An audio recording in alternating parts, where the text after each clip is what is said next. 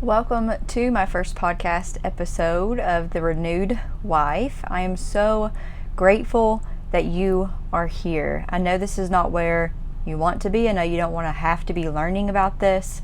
I know that this is very vulnerable and a sensitive topic to be discussing, but I am grateful that you are here because that means that you want change. You want true transformation in your marriage, in your life, and you don't want to stay stuck. And so I am so grateful that you have come, upon this podcast and that you are learning and trying and desiring to move forward. So this podcast will be helpful for you if, number one, if you've caught your husband viewing P. And I'm going to call it P instead of using the full word because I don't know if you have children listening to this, and I wouldn't necessarily advise that you listen to it around children, but just in case, I don't want to use that word and they pick up on that word and start asking questions.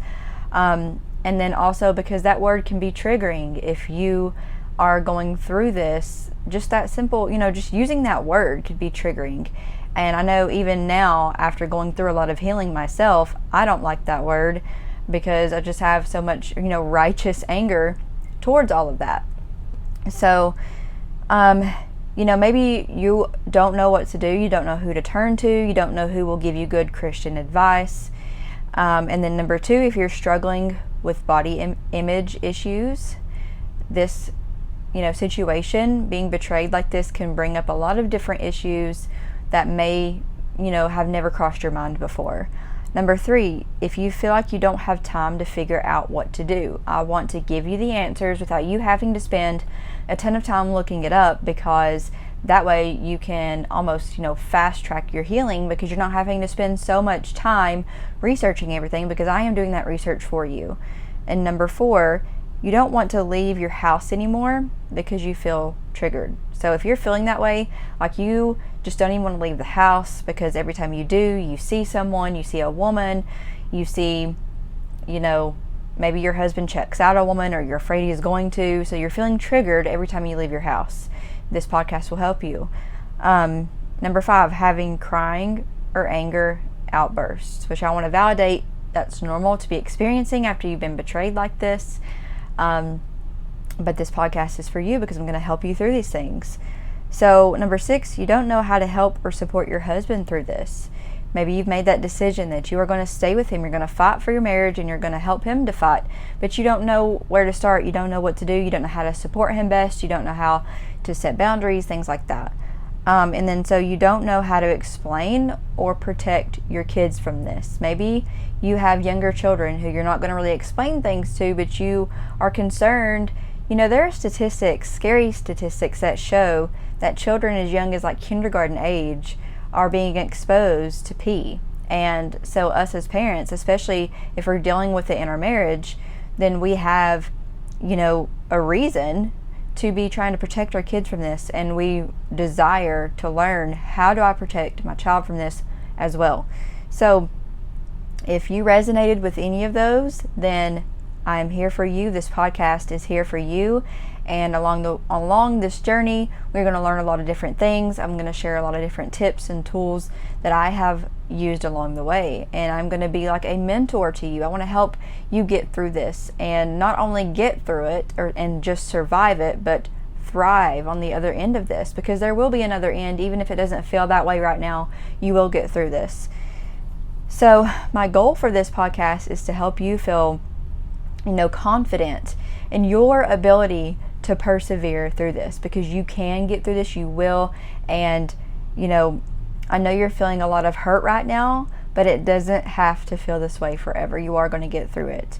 And so I know that you can make the necessary changes in your marriage to be able to move forward in faith, knowing that things will get better. So even if at this time your husband doesn't seem like he's willing to change or willing to talk about it or anything, you can still change. You can still be happy regardless of what he does. And that can be a difficult thing, a hard pill to swallow, because it doesn't feel that way when you're so deeply hurt and betrayed that you could ever be happy again, especially if he doesn't change. But I'm going to help you work through those mindsets throughout this podcast, and I want you to be able to move forward in faith that things will get better. So, you may be feeling angry, betrayed, unwanted, not good enough, overwhelmed, hopeless, confused. Those are some things that you might be feeling right now. And so my prayer is for you to leave each episode feeling confident, patient, like you are a good wife and you are a good mom. I want you to feel determined and hopeful and sure of yourself, spirit-filled, and like you are an overcomer, because you are. Even if you don't feel that way right now, you are going to overcome this.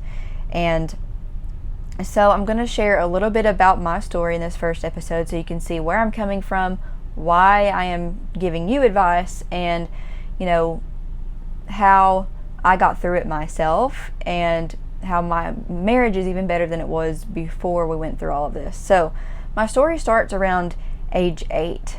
And so this wasn't, with my current husband, of course, but around age 8 was the first time that I was personally exposed to pee that I remember and that I know of. So when I was 8 years old, I was caught by my mom and dad viewing or, looking at some magazines that my dad had in his closet. And my dad has passed away now, so, I can't bring in him to talk about this, but I do have the confidence that he would be okay with me talking about this now, because it will help others. So that's when I was first exposed to it, and I didn't even know it was wrong. I had no idea that what I was looking at was even wrong to look at, but I knew how it made my mom feel, and that's what hurt me the most and what made me realize something was really wrong with this, even at the young age of 8, because my mom was so upset about it. And so also I have just watched so many loved ones get divorced. People very close to me have gotten divorced with what started out with as a pee addiction and led to an affair. And so it really has touched my heart and touched me in many different ways throughout my life, and it has led me to this moment. So also my ex-husband had an affair, which I am convinced that pee played a role in that, because he had a pee addiction. And then when I met my current husband, Canyon, we installed accountability software, like I mentioned at first, and that was it. And so clearly that was not going to be enough, although I do feel very convicted about having accountability softwares, because it did put a boundary in between him just freely viewing things, because after a year of what we thought he was healed from pee, and all we had done at that point was download the accountability software, we decided, okay, you're fine, we don't need this accountability software, let's save the $17 or whatever it was, something like that, and you don't need it anymore. And that was a huge mistake. That was just clearly a big mistake, because it did create a boundary that he ended up crossing as soon as that accountability software was off. As soon as we stopped paying for it, it wasn't, working anymore. That was when he had his relapse. And so I find it very important. But that's part of our story. And so around 1 year that we thought he was healed was when it was actually the night of our anniversary. So we weren't together that night, our first year anniversary, because I had a special needs daughter at the time who suffered from shaken baby syndrome that was within my first marriage, and she was very severely disabled, and we knew that she wouldn't live a very long life. Well, around my husband Canyon and our first year anniversary, which was September 28th, we were separated because my daughter ended up having some kind of respiratory issue, so she went to the hospital. He went with her, and he stayed there overnight with her. Well, that night, without the accountability software and with no one around and him taking his computer with him, that was the night that he relapsed. So then the next day, my daughter was placed on hospice care, so I had to go to the hospital, sign all the papers for hospice care, and she came home on hospice care. Well, that was our discovery day, which maybe I can do a longer podcast on that, but basically I had asked him to see his phone to look up some information on what I could do to decorate her room and make it a comfortable space for her last days or weeks of life. And that's when I discovered on his phone that he had been viewing that, and then it led down this whole spiral, rabbit hole of looking through his computer, through his phone and everything, and finding what he had been doing the night before. And I felt extremely betrayed, because there I was with my daughter in the hospital, him doing that, and then signing hospice papers. So that was extremely upsetting, of course, and that was basically our discovery day. So that was also the moment we realized, which I'm so thankful for now, realized that we could not do it alone, that we couldn't just say you're going to quit and it be over and everything fine, because of how it affects the brain.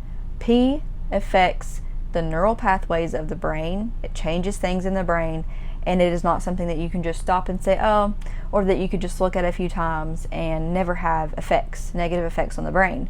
And so we finally realized that, and we could get actual help. We could start doing actual, things to start reversing some of that stuff that happened within his, in his brain. And so we realized we couldn't do it on our own, and we took a lot of different steps. So some of the steps we took: we received counseling, which that wasn't the very first thing we did, but we went to our church. We were like, do you have any resources on this? There was a support group for men that we didn't even know they had. He joined that. I was seeing a counselor who was also one of my friends. Different things like that. We started to just do whatever that we could find to do. And then I spent countless hours, and so did my husband, researching this, because it just seems like no one was talking about it. But we found a few counselors and stuff online who, had whole YouTube channels, had books, had DVDs, different things that we purchased and went through to start working towards healing, true healing, and not just what we thought was healing, and then him go back to relapse. So that has been 3 years now. So it has been 3 years here in September of 2023 that my husband has not had an issue with P. He has not relapsed.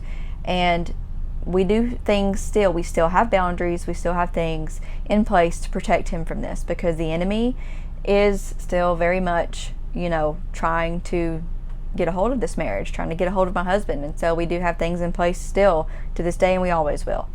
And so that's where we're at now with this. And now we're finally in a place that we feel comfortable sharing about this and helping others and being mentors to others, because of all that we have, learned along the way, and things that have actually worked compared to the things that didn't work, things like that.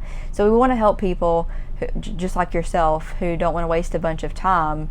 And it's not a waste of time, but spend a bunch of time. We want to give you a shortcut, because we felt like we had nowhere to turn, and we had to spend hours and hours and hours and just drop everything else and spend so many hours researching and reading books and watching DVDs. And so that's part of the podcast, is going to be giving you those things that we learned. And so that is why I am here. I am very passionate about helping other women, because this is something that has affected me throughout my entire life. Lots of, men in my life that I loved, who I had to see, destroy relationships over this, and, other things. And so I am very passionate about helping women who were basically in the same position that I was in. And so there are a few things that I offer, a few resources here, and I'm going to read those off now. So number one, I have a free webinar that you could watch, and that's sierracook.com/webinar, and that is SIERRACOOKE.com/webinar. And then number two, I have a mini course. It's called His Issue, Your Pain: The First Steps in Healing from Your Husband's Pornography Use. So you can go to renewedwife.com to find that. And then I have an online private community. So it's called Renewed Wife Focus and Support Group. And this is important because it is off of social media. You don't have to go on Facebook. You don't have to be on social media, which during this vulnerable time may be something you have to get rid of for a while you are healing. And so I am very thankful to be able to offer a place that is not on social media for women to go and connect with each other. And you don't even have to put your name. You can just put anonymous So, but you can still be within a group of people who understand what you're going through. And then I have weekly calls within that support group at 9 p.m. on Sundays. And then my husband, Canyon, is going to do one for men at 10 o'clock on Sundays. And those two groups will not be together, so the men will not be able to see, the women's group, and the women's group can't see the men's group. So also, Covenant Eyes is a very good resource that I feel like everyone should have, regardless if you even have this issue or not. But you can use code RENEWEDWIFE, and you will get 30 days free at checkout. And then I'll post all of these links in the show notes, or post them below in the description, so that you can have those, handy for whenever you need them. So I am just so grateful that you're here. I know that this is a hard thing to be going through. It is so difficult, but the fact that you are taking steps forward is everything. That, your husband is so blessed to have a wife like you who is going to fight for this marriage with him. And, my prayer is that he's going to fight along with you, but if he's not, then he is so blessed also to just have someone who is going to fight for him, even if he's not willing to do it. But so I'm going to close with a quick prayer over you. Lord, thank you for this woman who is listening in. I pray that you would provide her with strength and patience and perseverance. I pray that you would protect her marriage from temptations. I pray that you would unite her and her husband as they go through such a vulnerable and difficult time. And I pray that they would come out on the other end of this. Just pray for protection over them and their family. I pray that you would help them come out on the other side of this united and with a thriving marriage, even better than before, and that they would even be able to help others with this one day, just like your word calls us to do when we go through these hard things. Help them to consider it pure joy when they face trials of many kinds, like your word says, because it's going to produce perseverance in their lives, in their marriage, and that's an exciting thing to think about, even though this is such a difficult time to go through right now.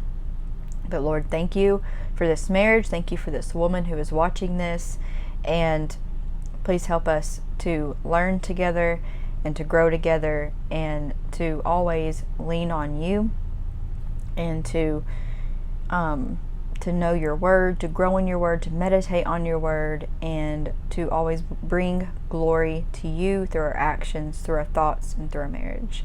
Amen.